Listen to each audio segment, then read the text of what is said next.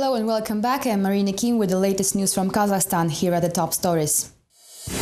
Inmates accused of plotting the escape from the Aktau prison are tortured in Astana, claim the families of the victims.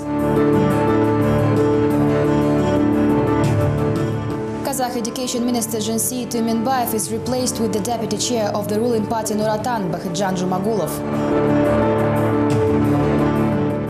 People who openly oppose the leader of the nation are threatened with losing their jobs. 3 days are left before the public referendum.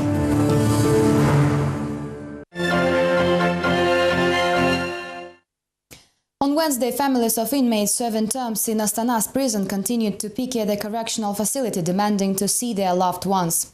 According to some sources, the detainees who were recently transferred to Astana from Aktau's prison for taking part in the daring escape this summer are frequently brutally beaten.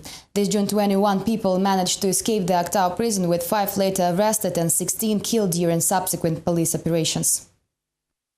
It looks like people in front of the prison gates are losing their patience. Now they demand to see the inmates, as there is a strong belief that convicts of the EC 160/10 prison are subjected to severe tortures. Family members claim that inmates transferred from the Aktau prison decided the summer's daring escape were heavily beaten. Anargul Zholbaldieva says that it was no accident her husband and others were transferred to Astana. Apparently they are thought to be linked to the mass escape and riots. I am ready for extreme measures. I can cut myself up or set myself on fire if I will not see my husband. I will do it unless I will see him today or tomorrow. Another inmate from the Aktau maximum security prison should be transferred to Astana shortly. According to Maya Saralbayeva, her brother has already written a death letter. The man knows about tortures waiting for him and blames the head of the prison for his future death. The crowd gathered in front of the facility's gates will demand the transfer of their relatives to other prisons of the country. Please help us. I know that he will be beaten and tortured. The prison staff was quick to set up a meeting between the concerned relatives and the facility's leadership, although no official comments were issued at the time. At the same time, representatives of the Correctional System Committee do not know anything about the mistreatment of inmates and claim there are no reasons for concern. I highly doubt that inmates are being beaten, especially in Astana. Even if there were cases like that, we have fired all the people who abuse their power like that. One of the protesters, Anargul Ibrayeva, managed to see and talk to her husband, who was indeed beaten up. According to the woman, the correctional facility does use tortures against inmates. Now deceived relatives are planning to appeal to international human rights organizations.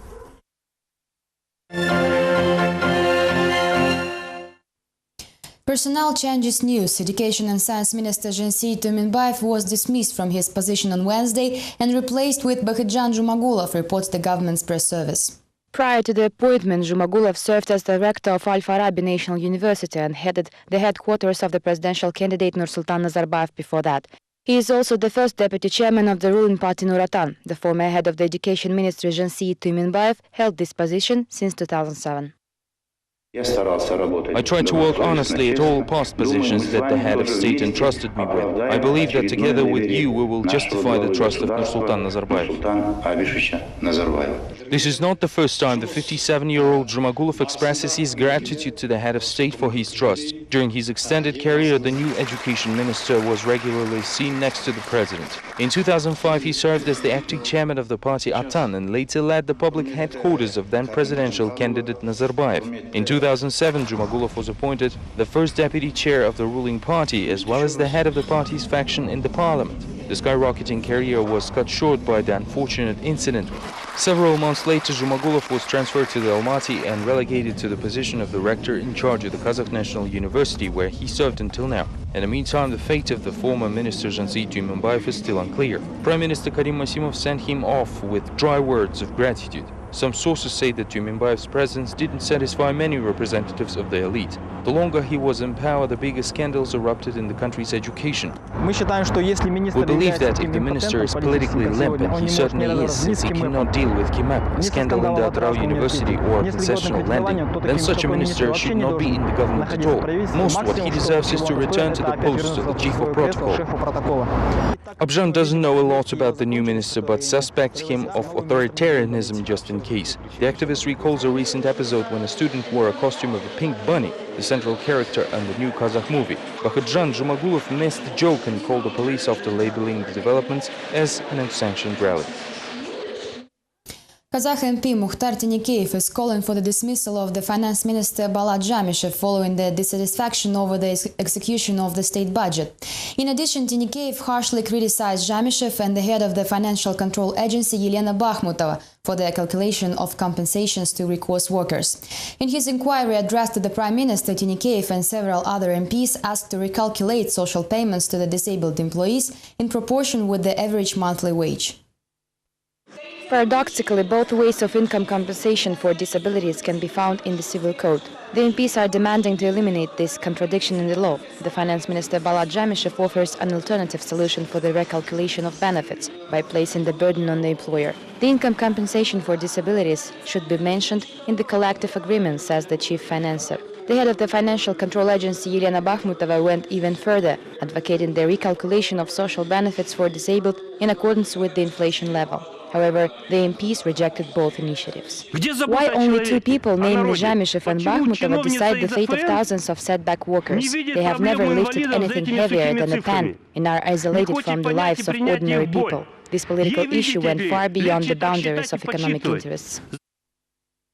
Leaders of independent trade unions are demanding to nationalize the company CNPC Aktobe and take strict measures against the top managers of the enterprise. Union members openly support the 3 dismissed workers who were fired following the strike and are now sued by the company for $20,000. Leader of the public movement Talmas and independent oil field workers trade union demand to nationalize the company CNPC Aktobe and extradite Chinese top managers from the country. The two organizations expressed their support to the company's workers, who held a one-day protest action mid-summer. On June 16th, the workers didn't appear for work, demanding higher wages and better working conditions. The conflict was resolved. However, the company's leadership later fired the leaders of the strike committee and even sued them. CNPC estimated the loss of the enterprise's day-long downtime at $190,000, and the strike leaders will have to pay a tenth of the amount. Ainur Kurmanov believes that suit is just an act of intimidation. This policy practically provokes an ethnic conflict in the region. Thus, a few days ago, we have witnessed an inter-ethnic clash between Chinese and local employees. This shows again that the state tries to bury the issue deep inside. The hearing on the suit of CNPC against its former 3 employees began on Monday in the area center of Kandagach in the Aktobe region. Previously, the court found the strike illegal and the persecution followed almost immediately. The company's representatives fired activists for supposedly missing work. Leaders of the independent oil field workers trade union Narazalik retaliated with a counter-suit saying that the dismissal of employees was illegal. At the same time, workers doubt the court's objectivity and suspected that a showcase trial will be set up against the fighters for the workers' rights. All of us were on the strike and missed work, but only 3 people were fired. We believe this is wrong. Talmas members plan to support the workers with protest actions. Several of them are scheduled for October 2nd in several regions of the country. Kurmanov currently collects the data on the pressure exacted on the trade union members, as well as discrimination of Kazakh employees by the foreign investor. This information will be later passed to the European Parliament. Local MPs do not seem to be interested in the situation around the CNPC. Leaders of the unregistered political party Alga spoke on Wednesday about the pressure from the law enforcement agencies. Party members and supporters of the political union are threatened with layoffs, deprivation of subsidies and persecution of family members if they will travel to Almaty and participate in the referendum on September 25th. The issue seems to be extremely important to the point when area heads receive strict instructions of what to do. We encounter situations when people who were supposed to come here by trains never arrive for departures, and we do not know what happened to them since we can no longer reach them. In addition to provocations and threats, the authorities apply even more radical measures. Congress delegates in Aktobe were detained for no reason right during the boarding. 4 anonymous people approached and detained us without any explanations.